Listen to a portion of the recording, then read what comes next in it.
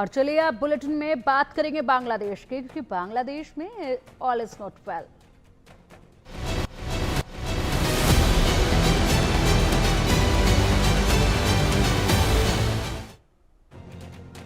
बांग्लादेश के Saint Martin island में अमेरिकी सेना नजर आई है। बांग्लादेश अमेरिकी सेना यहां पर मिलिट्री एक्सरसाइज कर रही है। अमेरिका सेंट मार्टिन आइलैंड पर अपना कब्जा जमाना चाहती है। बेहद लंबे समय से नजरें अमेरिका की है इस पर। मार्टिन आइलैंड से अमेरिका के व्यापार पर नजर बनी हुई है। म्यांमार, भारत, चीन के व्यापार पर अमेरिका ने अपनी नजर बनाई हुई है। इसी के जरिए इसी आइलैंड के कारण शेख हसीना की सरकार भी गिर गई थी। हमेशा शेख हसीना इसको लेकर मुद्दा भी उठाती रही थी। अमेरिका पर शेख हसीना को सत्ता से हटाने के आरोप भी लगे थे।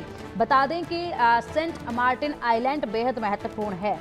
यहाँ पर अमेरिका हमेशा से ही इस आइलैंड पर अपना कब्जा चाहता था, क्योंकि बेहद ज़्यादा फायदा जो है अमेरिका को इस आइलैंड से मिलना है, और इसीलिए यहाँ पर इसको कब्जाने के लिए तमाम कोशिशें की गई। शेख हसीना ने जब पूरी तरीके से इनकार किया कि इस आइलैंड पर हमारा अधिकार है और अमेरिका यहाँ पर अपने तरीके से कार्य नहीं कर सकता है, तो उसके बाद सीधा यहाँ पर तख्तापलट जो है बांग्लादेश में देखा गया। अब तख्तापलट हो चुका है। मोहम्मद यूनिस वहां पर विराजमान है बांग्लादेश की सत्ता में, तो एक बार फिर हलचल यहाँ तेज हुई है। लेकिन ये जो मोटिव है अमेरिका का, ये कितना साकार होता है ये देखना है। बता दें कि अमेरिकी सेना यहाँ पर पास में नजर आई है इस आइलैंड की। बांग्लादेश आर्मी के साथ मिलकर यहाँ पर मिलिट्री एक्सरसाइज कर रही है। ये युद्धाभ्यास कॉक्स बाजार एरिया में हो रहा है। अमेरिका इस इलाके से म्यांमार, भारत, चीन और मलका स्ट्रीट के व्यापार पर नजर बनाए हुए है।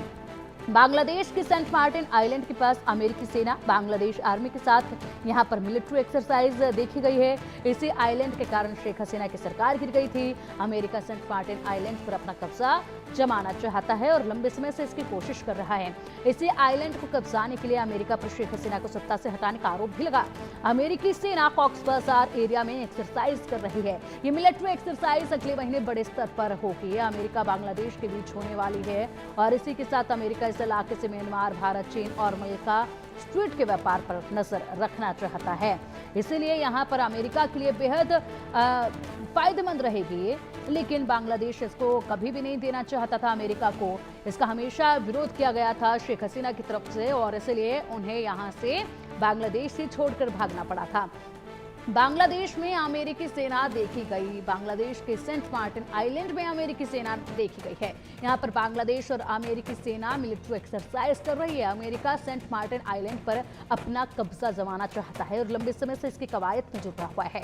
मार्टिन आइलैंड से अमेरिका के व्यापार पर नजर रहेगी, इसलिए ये कोशिशें देखी जा रही है। म्यांमार, भारत, चीन के व्यापार पर अमेरिका यहाँ से नजर बना सकता है। सेंट मार्टिन आइलैंड के कारण ही शेख हसीना को सत्ता से बेदखल होना पड़ा था और अपना देश छोड़कर भागना पड़ा था। अमेरिका पर शेख हसीना को सत्ता से हटाने के आरोप हमेशा लगे हैं। 5 अगस्त 2024 को शेख हसीना का तख्तापलट हुआ था। शेख हसीना का अमेरिका पर गंभीर आरोप हमेशा रहा। हमेशा उन्होंने बयान दिया है कि अमेरिका को सेंट मार्टिन को सौंप दिया होता तो ये हालात नहीं बनते। ये शेख हसीना ने यही कहा था। सोचिएगा जरा, सेंट मार्टिन को लेकर अमेरिका ने कहा था कि अगर आप वहां पर हमें अपने ढंग से गतिविधियां करने के लिए कहती हैं तो सही है, लेकिन शेख हसीना इसके लिए राजी नहीं हुई थी। और जब शेख हसीना इसके लिए राजी नहीं हुई तो उसके बाद यहां पर शेख हसीना के खिलाफ ही पूरा माहौल बना दिया गया। तख्तापलट हुआ, मोहम्मद यूनिस को वहां पर भेज दिया गया। अब यहां पर गतिविधियां मार्टिन आइलैंड पर देखी जा रही हैं, तो कितना यहाँ पर अब साकार ये अमेरिका का सपना होगा, ये देखने वाली बात होगी। मोहम्मद यूनिस क्या इस पर कहेंगे, ये देखने वाली बात होगी, क्योंकि निगाहें सबकी फिलहाल इसी पर टिकी हैं। अब चलिए इसी के लिए हमारे साथ हमारे खास मेहमान जुड़ चुके हैं, उनका रुख करेंगे। बांग्लादेशी पत्रकार शोएब चौधरी जी हमारे साथ हैं। सर, बहुत स्वागत है आपका इंडिया न्यूज पर। Shoaib sir ji, Shoaib sir, Saint Martin island, इसी की वजह से बांग्लादेश में इतना कुछ बदला, इसी की वजह से शेख हसीना को अपना देश छोड़ना पड़ा, तख्तापलट हुआ। हमेशा शेख हसीना ने यही बातें कही हैं कि अगर मैं सेंट मार्टिन आइलैंड अमेरिका को सौंप देती तो आज ये दिन ना देखने पड़ते, ना तख्तापलट होता, ना मुझे मेरा देश छोड़ना पड़ता। उसके बाद अब यहाँ पर गतिविधियां जो हैं वो तेज हो गई हैं। क्या कुछ स्थिति आपको नजर आ रही है? मोहम्मद यूनिस क्या करेंगे, क्या उनका किरदार इसमें नजर आ रहा है? विस्तार से जरा बताइएगा। बहुत बहुत धन्यवाद पिंकी जी। पहले ये जो वीडियो चला है, ये वीडियो 10-12 दिन आगे पहले की है, मगर मैं आपको एकदम लेटेस्ट अपडेट देना चाहता हूँ। यूनुस ने अमेरिका को सिर्फ सेंट मार्टिन आइलैंड ही नहीं, ये टेकनाफ की जरिए, बांग्लादेश की टेकनाफ के जरिए अराकान आर्मी को एक कॉरिडोर देने की भी कोशिश में थे। मगर कल ही 21 मई बांग्लादेश की army chief general Walker Zaman ये यूनुस से मिले और उसको साफ साफ चेतावनी दे दी कि ना तो सैन मार्टिन आप दे सकोगे, ना कोई ये कॉरिडोर दे सकोगे, कुछ भी नहीं। आपको सिर्फ 30 जनवरी में ही चुनाव की इंतजाम करना पड़ेगा। अगले साल के 1 जनवरी से नया इलेक्टेड गवर्नमेंट आएगा। जब इलेक्टेड सरकार आएगा वो डिसाइड करेगा कि ये सब चीज लेके क्या करना है, नहीं करना है। और आप और यूनुस को जनरल वकर जमान साहब ने कहा कि आप विदेश से मेहमान ले आते हो, आके इसके सबसे बात करते हो और बात करने के बाद ये चले भी जाते हैं। आप हमारे आर्म फोर्सेस को कुछ भी इन्फॉर्म नहीं करते हैं। और सबसे बड़ी एक इंफॉर्मेशन पिंकी जी, आज आप हमारे ट्वीट में भी देखेंगे कि वकर जमान ने यूनुस को कहा कि हम लोग आपको प्रोटेक्ट कर रहे हैं और आपके लोग हमें मारने के लिए विदेश से खूनी लेके आ गई। सो ये कैसा बात है? सो अभी कल रात से पूरी की पूरी चीज एकदम बदल गई। अभी यूनुस की दम निकालने की हालत हो गई, क्योंकि आर्मी ने डायरेक्ट चेतावनी दे दी कि ये सेंट मार्टिन कहो या कॉरिडोर कहिए, कुछ भी कहिए, कहा कोई फॉरेन कंट्री के साथ ऐसी कोई एग्रीमेंट होगा कि नहीं होगा, इलेक्टेड गवर्नमेंट आएगा वो डिसाइड करेगा। ये आपकी काम नहीं है। आपका काम है सिर्फ इलेक्शन होल्ड करना है, और ये वो भी इस साल की 30 दिसंबर तक। तो इसमें अभी सबसे बड़ी जो चीज होने वाला है, आप भी जानते हैं, हम भी जानते हैं कि यूनुस की मंशा थे कि इलेक्शन नहीं करके जितने साल उसके हो सके और रह जाए पावर में। अभी तो यूनुस के कल ख्वाब टूट गई। लेकिन शोएब सर एक सवाल है कि मोहम्मद यूनुस की तो ये मंशा है, लेकिन क्या किसी भी देश में इस तरीके से बिना चुनाव के काबिज रह पाना आसान है? क्योंकि पहले ही उन्होंने वादा किया था कि बहुत जल्द वो चुनाव कराएंगे, इसको वो लगातार टालते जा रहे हैं। टालने का बहाना क्या है? कि हालात ऐसे उत्पन्न कर दिए गए हैं कि जिसके जरिए वो दिखा पा रहे हैं कि अभी चुनाव जैसे हालात बांग्लादेश में नहीं है, शांति होगी तो चुनाव हो पाएंगे, लेकिन लंबे समय तक तो ऐसे नहीं रहा जा सकता है। तो कुछ ना कुछ तो यहाँ पर इसका समाधान किया जाएगा ना। यूनुस तो वो खुद ही ये अशांति की क्रिएशन कर रहा है। देखिए, ये 2 हफ्ते पहले अवामी लीग को बैन कर दी, बांग्लादेश से सबसे बड़ा पॉलिटिकल पार्टी, इसके 4.5 करोड़ वोटर हैं। सो यूनुस के कोई मांचा है नहीं इलेक्शन की।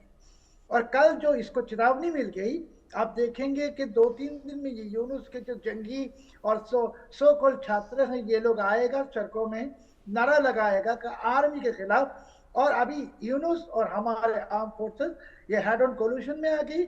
और ये जब हेड ऑन कोलिशन करता है ऐसे कोई बंदा आर्मी के साथ, और आर्मी जब प्रोटेस्ट करता है, जनरल वकर जमान कल एकदम ओपनली प्रोटेस्ट करती है। तो अभी ये यूनुस के सारे पूरे के पूरे जो सपने हैं तो टूट गए। अभी आप जो देखेंगे कि ये भागने की कोशिश करेगा, कहाँ भागेगा मुझे पता नहीं, शायद पाकिस्तान जा सकता है। पाकिस्तान का रुख जो है वो शायद किया जा सकता है।